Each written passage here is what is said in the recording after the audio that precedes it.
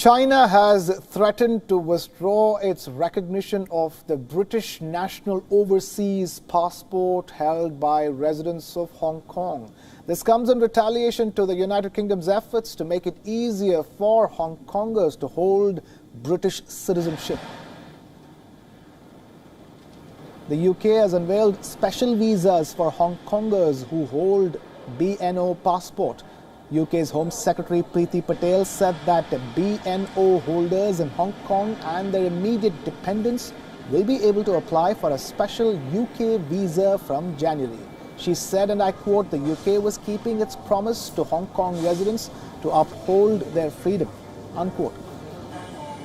The UK's move comes days after China imposed the controversial national security law in Hong Kong. Under this law, China has allowed closed-door trials, wiretapping of suspects and trials on mainland China. China says that the United Kingdom's move violates international law. China has also warned the UK to not meddle in its quote-unquote domestic issues.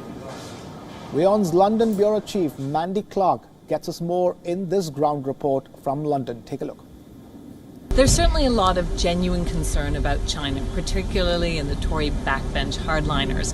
But this move appears to be less a well-thought-out policy and more a promise made in haste that has to be honoured. China has reacted angrily to the move and seems to suggest they would hold the passport holders of British overseas nationals in violation. As sanctions on China from the UK and US ramp up, China has ramped up its own rhetoric and demonstrated that it aims to match every international step with a step of their own. But that said, if they could dampen down the rhetoric and get back to doing business as usual, they would. Heavily on how many Hong Kongers take up the UK's offer. Around 3 million people in Hong Kong would be eligible.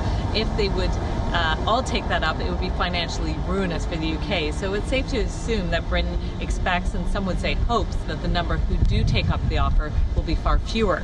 Certainly at the moment, Britain, which currently has a housing crisis of its own, would struggle to support a large upswell in the number of people. Openly violating global laws.